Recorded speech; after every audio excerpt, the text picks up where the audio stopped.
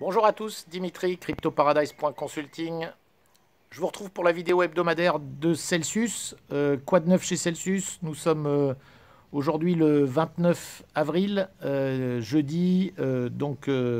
Voici ce qui s'est dit vendredi dernier lors de la dernière intervention d'Alex Mashinsky, fondateur de Celsius. Comme tous les vendredis, il prend la parole sur sa chaîne YouTube. Là, il y a eu pas mal de choses de dites. Vendredi dernier, vous vous en souvenez, on était dans une période où les marchés avaient brutalement chuté. Et donc, tout était à peu près dans le rouge. Donc, Alex a évidemment rappelé que cela arrivait de temps en temps et que il fallait pas trop s'inquiéter. Et entre guillemets, ceux qui se comportaient le mieux et ceux qui s'en sortaient le mieux, c'était ceux, pardon, qui gardaient leur crypto tranquillement dans leur wallet sans en permanence essayer de faire des allers-retours. Voilà, alors il a comparé un peu le trader fou sur Binance qui passe son temps à essayer d'acheter et vendre en fonction des hausses et des baisses et le gars très très serein, si vous voulez, qui reste, qui hodl chez Celsius sans paniquer et en restant zen. Il a fait une petite aparté pour dire que Elon Musk ne parle jamais de l'Ether. Et ce qui est vrai, hein, Elon Musk s'amuse à faire beaucoup de tweets sur le Bitcoin et surtout sur le Dogecoin, qui est quand même un vrai shitcoin, je crois qu'on peut le dire. On va pas trop s'étendre sur le Dogecoin, mais il ne tweet jamais sur l'Ether. Alors, Alex a fait une petite note humoristique en disant que il avait compris désormais pourquoi. C'est parce que l'Ether a du gaz pour les frais et Elon Musk fait rouler ses voitures non pas au gaz mais à l'électricité. Donc voilà, ça c'était pour la petite note rigolote. En revanche, il a rappelé une chose, c'est que chez Celsius, dans les wallets Celsius, vous allez pas trouver de Doge. Hein. Ils ont a priori dans la communauté des Celsians, il y en a quand même quelques-uns qui demandent à Alex régulièrement pourquoi vous mettez pas le Doge.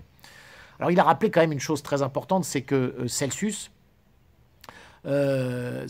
n'existe que parce que lorsqu'ils sont en mesure, avec les cryptos que l'on stake chez eux, de générer du yield, hein, de générer du rendement sur ces tokens, que ce soit le Bitcoin ou tous les autres altcoins qu'on retrouve dans le wallet Celsius. Accepter du Doge, pour lui, n'a aucun intérêt parce que le Dogecoin n'a strictement aucune utilité. Donc vous ne verrez jamais le Dogecoin chez Celsius, car le Dogecoin, comme nombre de shitcoins, n'a aucune utilité. Alors ceci m'amène à une petite aparté, qui est de vous dire, et je ferai une vidéo d'ici quelques jours pour parler un petit peu d'un sujet dont je parle assez rarement, qui sont les altcoins en général. Hein. Je parle beaucoup du Bitcoin, je parle beaucoup de macro. Mais je parle assez peu de ce qui se passe dans la sphère justement des altcoins. Je ferai une aparté sur ce sujet parce que Alex finalement le disait de façon indirecte. Aujourd'hui, si vous ouvrez le wallet Celsius, vous allez avoir une liste de coins qui sont acceptés. Or, ce que je vais vous dire, c'est que tous ces coins que vous voyez dans le wallet Celsius sont certainement pas des shitcoins, en tout cas pour la très grande majorité d'entre eux. Donc regardez la liste. Si vous souhaitez, répartir vos investissements et ne pas tout avoir en Bitcoin ou en Ethereum, vous avez chez Celsius une panoplie de coins qui sont acceptés et qui, pour nombre d'entre eux, sont des coins sur lesquels vous pouvez miser en vous disant ça aura peut-être de l'avenir.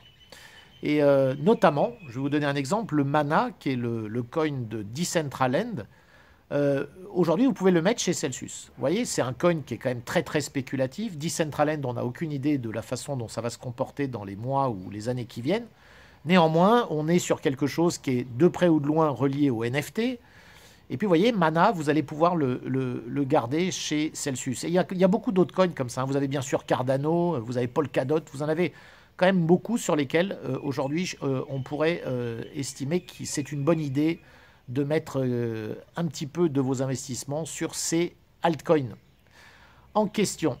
Alors, il a donc rappelé ensuite que le ADA, c'est-à-dire Cardano, ainsi que le BNB, vont être acceptés sur le wallet Celsius dès le mois de mai. Donc ça, c'est une excellente nouvelle, notamment pour le BNB, dont je suis un grand fan.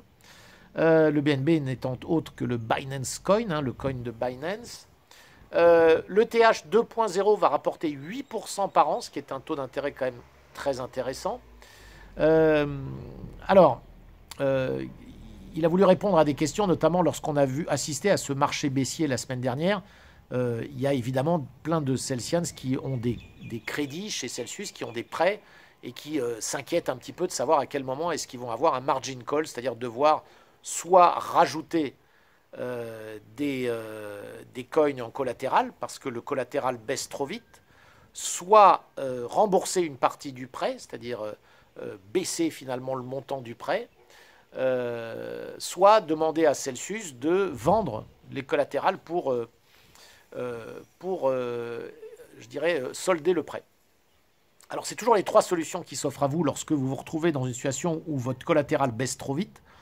Mais Alex a évidemment rassuré tous ceux qui ont des prêts à 1%, c'est-à-dire qu'ils ont mis 25%, ils ont un prêt LTV à 25%, c'est-à-dire qu'ils ont mis 4 fois plus de collatéral que leur prêt.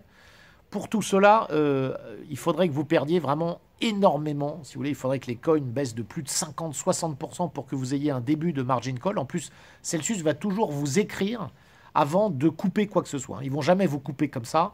Vous allez toujours recevoir d'abord une lettre dans laquelle, un mail dans lequel on va vous dire qu'il va falloir agir. Évidemment, rapidement, mais il va falloir agir toujours avec ces trois solutions. La première, je répète, hein, la première, c'est vous rajoutez du collatéral.